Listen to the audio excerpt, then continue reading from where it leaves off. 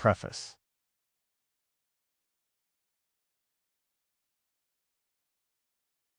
Preface. In the literature of all countries there will be found a certain number of works treating especially of love. Everywhere the subject is dealt with differently and from various points of view. In the present publication it is proposed to give a complete translation of what is considered the standard work on love in Sanskrit literature, and which is called the Vatsyayana Kama Sutra, or Aphorisms on Love by Vatsyayana. While the introduction will bear with the evidence concerning the date of the writing and the commentaries written upon it, the chapters following the introduction will give a translation of the work itself. It is, however, advisable to furnish here a brief analysis of works of the same nature, prepared by authors who lived and wrote years after Vatsyayana had passed away, but who still considered him as a great authority and always quoted him as the chief guide to Hindu erotic literature. Besides the treatise of Vatsyayana, the following works on the same subject are procurable in India. 1. The Ratira Hashya, or Secrets of Love. 2. The Panchasakya, or the Five Arrows. 3. The Smara Pradipa, or the Light of Love. 4. The Ratamanjari, or the Garland of Love. 5. The Rasmanjari, or the Sprout of Love. 6. The Anunga Runga, or the Stage of Love, also called Kamaladi Plava, or a boat in the ocean of love. The author of the Secrets of Love No. 1 was a poet named Kukoka.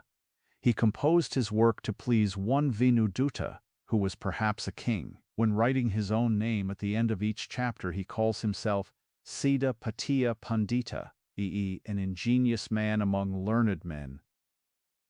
The work was translated into Hindi years ago, and in this the author's name was written as Koka. And as the same name crept into all the translations into other languages in India, the book became generally known, and the subject was popularly called Koka Shastra, or Doctrines of Koka, which is identical with the Kama Shastra, or Doctrines of Love, and the words Koka Shastra and Kama Shastra are used indiscriminately. The work contains nearly 800 verses, and is divided into 10 chapters, which are called Pashivadas. Some of the things treated of in this work are not to be found in the Vatsyayana, such as the 4 classes of women, viz., the Padmini, Chatrini, Shankini, and Hastini, as also the enumeration of the days and hours on which the women of the different classes become subject to love. The author adds that he wrote these things from the opinions of Gaunikaputra and Nandikeshwara, both of whom are mentioned by Vatsyayana, but their works are not now extant. It is difficult to give any approximate idea as to the year in which the work was composed. It is only to be presumed that it was written after that of Vatsyayana and previous to the other works on this subject that are still extant. Vatsyayana gives the names of 10 authors on the subject, all of whose works he had consulted, but none of which are extant, and does not mention this one. This would tend to show that Kukoka wrote after Vatsyayana, otherwise Vatsyayana would assuredly have mentioned him as an author in this branch of literature, along with the others. The author of the 5 Arrows, No. 2 in the list, was one Jyotirisha. He is called the chief ornament of poets, the treasure of the 64 arts, and the best teacher of the rules of music. He says that he composed the work after reflecting on the aphorisms of love as revealed by the gods, and studying the opinions of Gaunikaputra, Muladeva, Babravya, Ramtideva, Nundikeshwara, and Keshmandra. It is impossible to say whether he had perused all the works of these authors, or had only heard about them. Anyhow, none of them appear to be in existence now. This work contains nearly 600 verses and is divided into 5 chapters, called Sayakas, or Arrows. The author of The Light of Love, No. 3, was the poet Gunakara, the son of Veshapati. The work contains 400 verses and gives only a short account of the doctrines of love, dealing more with other matters. The Garland of Love, No. 4, is the work of the famous poet Jayadeva, who said about himself that he is a writer on all subjects. This treatise is, however, very short, containing only 125 verses. The author of The Sprout of Love No. 5 was a poet called Bhanudatta. It appears from the last verse of the manuscript that he was a resident of the province of Tirhut, the son of a Brahmin named Ganeshwar, who was also a poet. The work, written in Sanskrit, gives the descriptions of different classes of men and women, their classes being made out from their age, description, conduct, etc. It contains 3 chapters, and its date is not known, and cannot be ascertained. The Stage of Love No. 6 was composed by the poet Kilian Bul for the amusement of Ladkhan, the son of Ahmed Lodi, the same Ladkhan being in some places spoken of as Ladana Mul and in others as Ladana Bala. He is supposed to have been a relation or connection of the house of Lodi, which reigned in Hindostan from AD 1450 to 1526. The work would therefore have been written in the 15th or 16th century. It contains 10 chapters and has been translated into English, but only 6 copies were printed for private circulation. This is supposed to be the latest of the Sanskrit works on the subject, and the ideas in it were evidently taken from previous writings of the same nature. The contents of these works are in themselves a literary curiosity. There are to be found both in Sanskrit poetry and in the Sanskrit drama a certain amount of poetical sentiment and romance, which have in every country and in every language thrown an immortal halo round the subject, but here it is treated in a plain, simple, matter-of-fact sort of way. Men and women are divided into classes and divisions in the same way that Buffon and other writers on natural history have classified and divided the animal world. As Venus was represented by the Greeks to stand forth as the type of the beauty of woman, so the Hindus describe the Padmini or lotus woman as the type of most perfect feminine excellence, as follows. She in whom the following signs and symptoms appear is called a Padmini. Her face is pleasing as the full moon, her body well clothed with flesh as soft as the shiras or mustard flower, her skin is fine, tender and fair as the yellow lotus, never dark-colored. Her eyes are bright and beautiful as the orbs of the fawn, well cut and with reddish corners. Her bosom is hard, full, and high. She has a good neck. Her nose is straight and lovely, and 3 folds or wrinkles cross her middle, about the umbilical region. Her yoni resembles the opening lotus bud, and her love seed Kama Sutra is perfumed like the lily that has newly burst. She walks with swan-like gait, and her voice is low and musical as the note of the kokila bird. She delights in white raiments, in fine jewels, and in rich dresses. She eats little, sleeps lightly, and being as respectful and religious as she is clever and courteous, she is ever anxious to worship the gods, and to enjoy the conversation of Brahmins. Such then is the Padmini or lotus woman. Detailed descriptions then follow of the Kshatrini or art woman, the Shankhini or conch woman, and the Hastini or elephant woman, their days of enjoyment, their various seats of passion, the manner in which they should be manipulated and treated in sexual intercourse, along with the characteristics of the men and women of the various countries in Hindustan. The details are so numerous and the subject so seriously dealt with and at such length that neither time nor space will permit of their being given here. One work in the English language is somewhat similar to these works of the Hindus. It is called Kalognomia, or the Laws of Female Beauty, being the elementary principles of that science, by T. Bell, M.D., with 24 plates, and printed in London in 1821. It treats of beauty, of love, of sexual intercourse, of the laws regulating that intercourse, of monogamy and polygamy, of prostitution, of infidelity, ending with a catalogue raisonné of the defects of female beauty. Other works in English also enter into great details of private and domestic life, the elements of social science or physical, sexual, and natural religion, by a Doctor of Medicine, London, 1880, and Every Woman's Book, by Dr. Waters, 1826. To persons interested in the above subjects, these works will be found to contain such details as have been seldom before published, and which ought to be thoroughly understood by all philanthropists and benefactors of society. After a perusal of the Hindu work, and of the English books above mentioned, the reader will understand the subject, at all events from a materialistic, realistic, and practical point of view. If all science is founded more or less on a stratum of facts, there can be no harm in making known to mankind generally certain matters intimately connected with their private, domestic, and social life.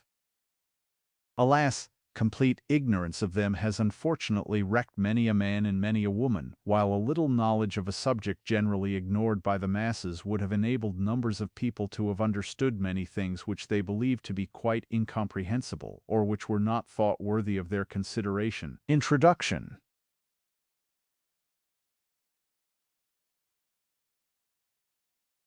Introduction. It may be interesting to some persons to learn how it came about that Vatsyayana was first brought to light and translated into the English language. It happened thus. While translating with the pundits the Anunga Runga, or the stage of love, reference was frequently found to be made to one Vatsyaya. The sage Vatsyaya was of this opinion or of that opinion.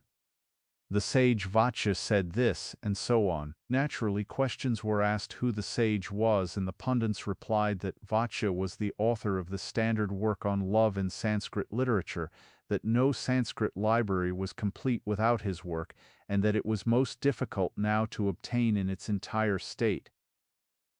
The copy of the manuscript obtained in Bombay was defective, and so the pundits wrote to Benares, Calcutta, and Jaipur for copies of the manuscript from Sanskrit libraries in those places. Copies having been obtained, they were then compared with each other, and with the aid of a commentary called Jayamangala, a revised copy of the entire manuscript was prepared, and from this copy the English translation was made. The following is the certificate of the chief pundit. The accompanying manuscript is corrected by me after comparing 4 different copies of the work. I had the assistance of a commentary called Jayamangala for correcting the portion in the first 5 parts, but found great difficulty in correcting the remaining portion because, with the exception of 1 copy thereof which was tolerably correct, all the other copies I had were far too incorrect. However, I took that portion as correct in which the majority of the copies agreed with each other. The Aphorisms on Love by Vatsyayana contains about 1,250 slokas or verses, and are divided into parts, parts into chapters, and chapters into paragraphs. The whole consists of 7 parts, 36 chapters, and 64 paragraphs. Hardly anything is known about the author. His real name is supposed to be Molaniga or Mistrilena, Vatsyayana being his family name. At the close of the work, this is what he writes about himself. After reading and considering the works of Bhabravya and other ancient authors, and thinking over the meaning of the rules given by them, this treatise was composed, according to the precepts of the Holy Writ, for the benefit of the world, by Vatsyayana, while leading the life of a religious student at Benares, and wholly engaged in the contemplation of the deity. This work is not to be used merely as an instrument for satisfying our desires. A person acquainted with the true principles of this science, who preserves his Dharma, virtue or religious merit, his Artha, worldly wealth, and his Kama, pleasure or sensual gratification, and who has regard to the customs of the people, is sure to obtain the mastery over his senses. In short, an intelligent and knowing person, attending to Dharma and Artha and also to Kama, without becoming the slave of his passions, will obtain success in everything that he may do. It is supposed that he must have lived between the 1st and the 6th centuries of the Christian era, on the following grounds. He mentions that Satkarni Sturtvahan, a king of Kuntal, killed Malayavati his wife with an instrument called Kartari, by striking her in the passion of love, and Vatsyayana quotes this case to warn people of the danger arising from some old customs of striking women when quarred. It is impossible to fix the exact date either of the life of Vatsyayana or of his work. Under the influence of this passion. Now this king of Kuntal is believed to have lived and reigned during the 1st century AC, and consequently Vatsyayana must have lived after him. On the other hand, Virahamihira, in the 18th chapter of his Brihatsanhita, treats of the science of love, and appears to have borrowed largely from Vatsyayana on the subject. Now Virahamihira is said to have lived during the 6th century AD, and as Vatsyayana must have written his works previously, therefore not earlier than the 1st century AC, 60th century AD, must be considered as the approximate date of his existence.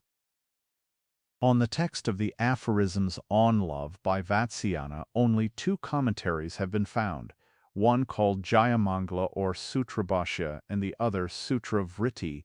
The date of the Jayamangala is fixed between the 10th and 13th centuries AD, because while treating of the 64 arts an example is taken from the Kavya Prakasha, which was written about the 10th century AD. Again, the copy of the commentary procured was evidently a transcript of a manuscript which once had a place in the library of a Cholukyan king named Vishaladeva, a fact elicited from the following sentence at the end of it. Here ends the part relating to the art of love in the commentary on the Vatsyayana Kama Sutra, a copy from the library of the King of Kings, Vishaladeva, who was a powerful hero, as it were a second Arjuna, and head jewel of the Cholukya family. Now it is well known that this king ruled in Gujarat from 1244 to 1262 AD and founded a city called Vizialnagar. The date, therefore, of the commentary is taken to be not earlier than the 10th and not later than the 13th century. The author of it is supposed to be one Yashodhara, the name given him by his preceptor being Indrapada. He seems to have written it during the time of affliction caused by his separation from a clever and shrewd woman. At least that is what he himself says at the end of each chapter. It is presumed that he called his work after the name of his absent mistress, or the word may have some connection with the meaning of her name. This commentary was most useful in explaining the true meaning of Vatsyayana, for the commentator appears to have had a considerable knowledge of the times of the older author, and gives in some places very minute information. This cannot be said of the other commentary called Sutra Vritti, which was written about A.D. by Narsingh Shastri, a pupil of a Sarveshwar Shastri. The latter was a descendant of Bhaskar, and so also was our author, for at the conclusion of every part he calls himself Bhaskar Narsingh Shastra. He was induced to write the work by order of the learned Raja Vrikshalala while he was residing in Benares. But as to the merits of this commentary, it does not deserve much commendation. In many cases the writer does not appear to have understood the meaning of the original author, and has changed the text in many places to fit in with his own explanations. A complete translation of the original work now follows. It has been prepared in complete accordance with the text of the manuscript, and is given without further comments as made from it. The Vatsyayana Sutra. Introductory Preface. Salutation to Dharma, Artha, and Kama. In the beginning, the Lord of Beings created men and women, and in the form of commandments in 100,000 chapters laid down rules for regulating their existence with regard to Dharma, Artha, and Kama. Some of these commandments, namely those which treated of Dharma, were separately written by Swayambhu Manu. Those that related to Artha were compiled by Brihaspati, and those that referred to Kama were expounded by Nandi, the follower of Mahadeva, in 1,000 chapters. Now these Kama Sutra aphorisms on love written by Nandi in 1,000 chapters were reproduced by Shvetaketu, the son of Udvalaka, in an abbreviated form in 500 chapters, and this work was again similarly reproduced in an abridged form in 150 chapters by Barbruvia, an inhabitant of the Panchola south of Dili country. These 150 chapters were then put together under 7 heads or parts, named severally. First, Saharana general topics. Second, Samprayogika, embraces, etc. Third, Kanya Samprayuktaka, union of males and females. Fourth, Bharidhikarika, on one's own wife. Fifth, Paradika, on the wives of other people. Sixth, Vaisika, on courtesans. Seventh, Anusadakandadka, on the arts of seduction, tonic medicines, etc. The sixth part of this last work was separately expounded by Dattaka at the request of the public women of Pataliputra Patna, and in the same way Sharayana explained the first part of it. The remaining parts, viz. the second, third, fourth, fifth, and seventh, were each separately expounded by Suvarnanabha, second part; Gotakamukha, third part; Gonardya, fourth part; Ganikaputra, fifth part; Kuchumara, seventh part, respectively.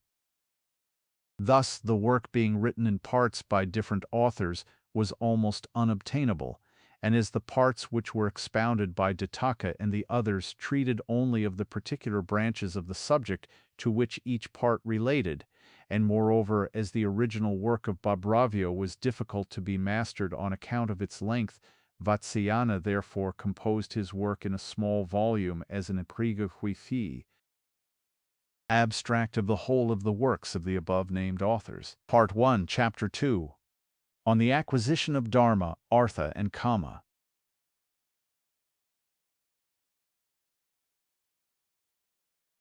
On the acquisition of Dharma, Artha, and Kama. Man, the period of whose life is 100 years, should practice Dharma, Artha, and Kama at different times and in such a manner that they may harmonize together and not clash in any way. He should acquire learning in his childhood, in his youth and middle age he should attend to Artha and Kama, and in his old age he should perform Dharma and thus seek to gain moksha, i.e., release from further transmigration. Or, on account of the uncertainty of life, he may practice them at times when they are enjoined to be practiced. But one thing is to be noted: he should lead the life of a religious student until he finishes his education. Dharma is obedience to the command of the Shastra or holy writ of the Hindus to do certain things, such as the performance of sacrifices, which are not generally done because they do not belong to this world and produce no visible effect, and not to do other things such as eating meat, which is often done because it belongs to this world and has visible effects. Dharma should be learnt from the Shruti, holy writ, and from those conversant with it. Artha is the acquisition of arts, land, gold, cattle, wealth, equipages, and friends. It is, further, the protection of what is acquired and the increase of what is protected.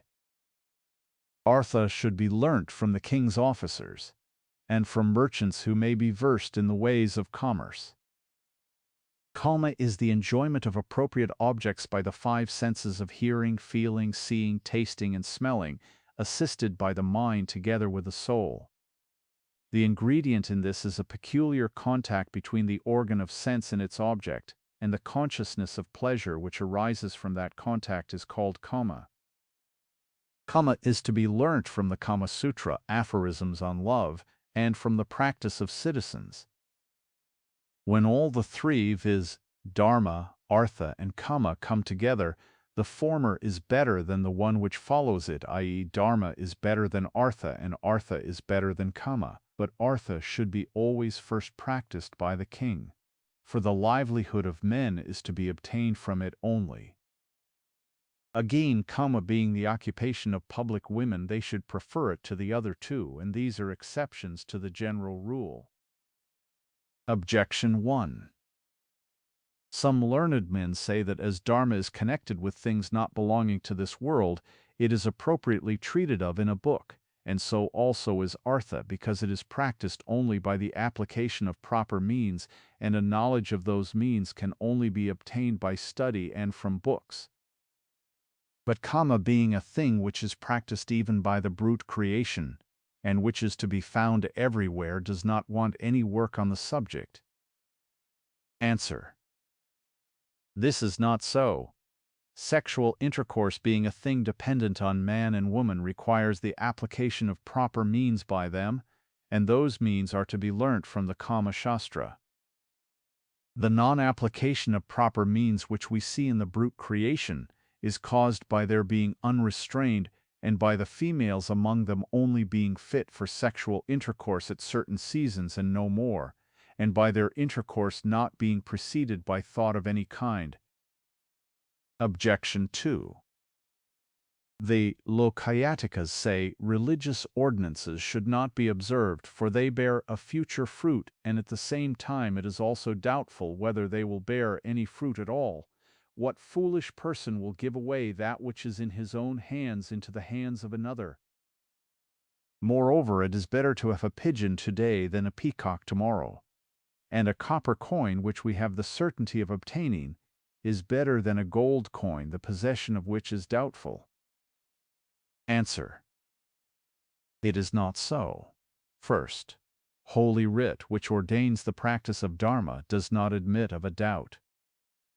Second, sacrifices such as those made for the destruction of enemies or for the fall of rain are seen to bear fruit.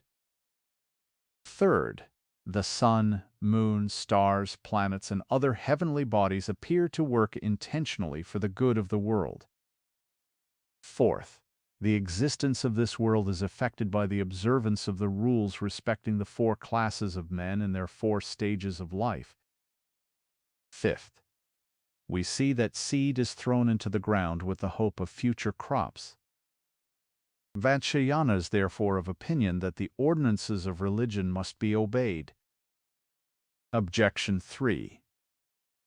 Those who believe that destiny is the prime mover of all things say, we should not exert ourselves to acquire wealth, for sometimes it is not acquired although we strive to get it, while at other times it comes to us of itself without any exertion on our part. Everything is therefore in the power of destiny, who is the Lord of gain and loss, of success and defeat, of pleasure and pain.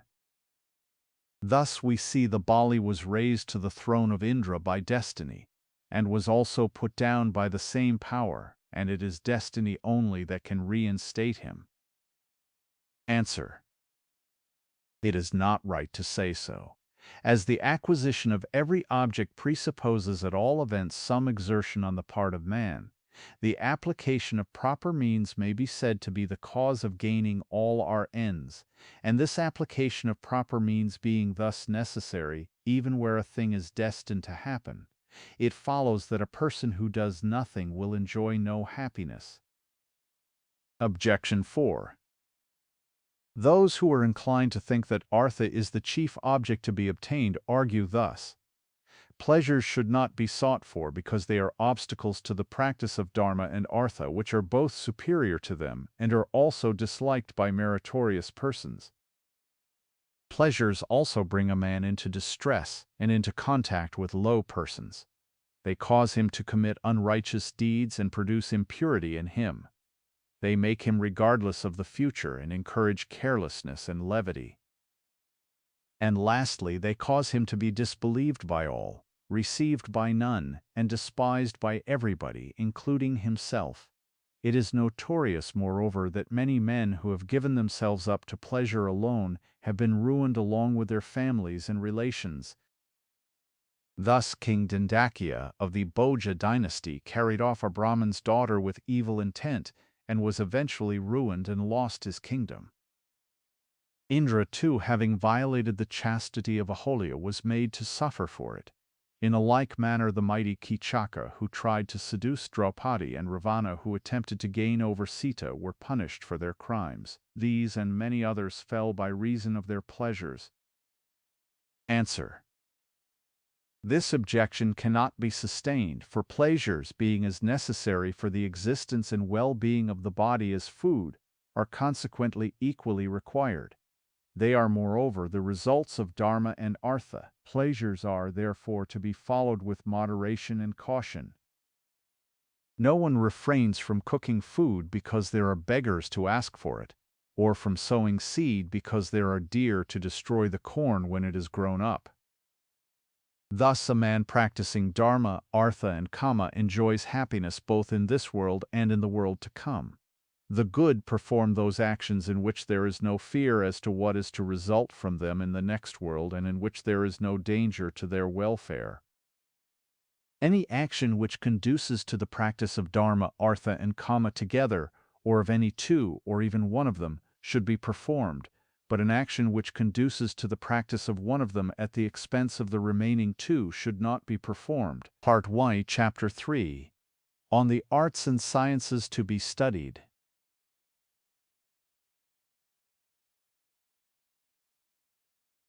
On the Arts and Sciences to be Studied.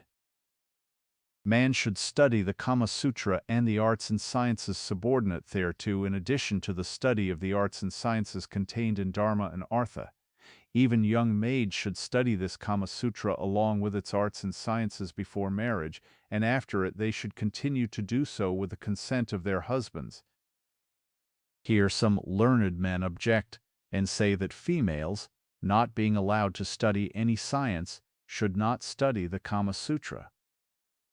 But Vatsyayana is of opinion that this objection does not hold good, for women already know the practice of Kama Sutra, and that practice is derived from the Kama Shastra, or the science of Kama itself.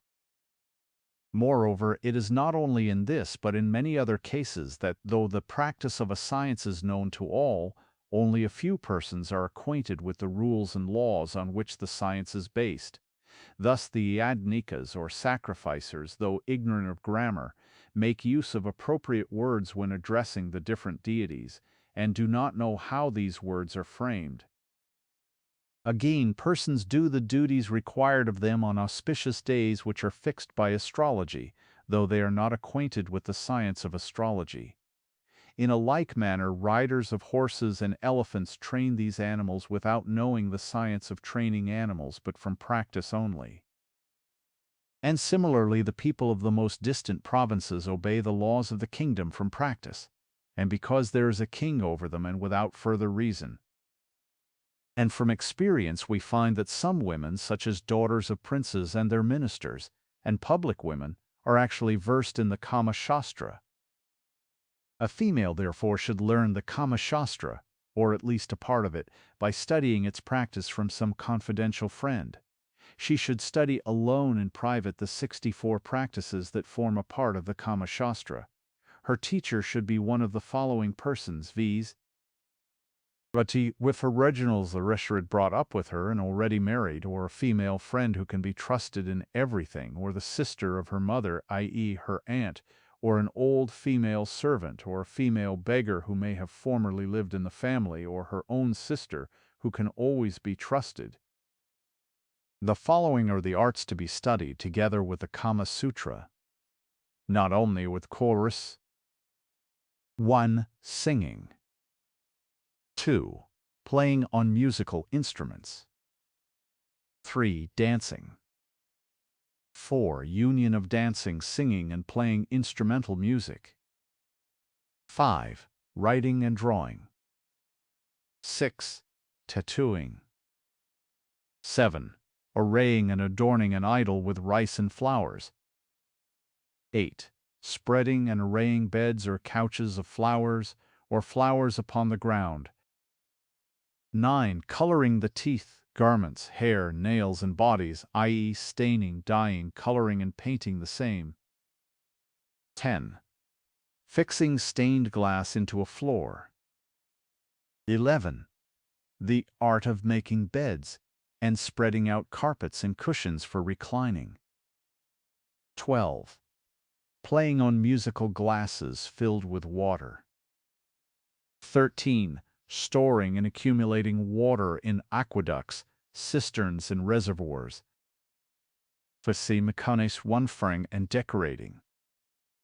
15. Stringing of rosaries, necklaces, garlands, and wreaths. 16. Binding of turbans and chaplets, and making crests and topknots of flowers. 17. Scenic representations, stage playing. 18. Art of making ear ornaments.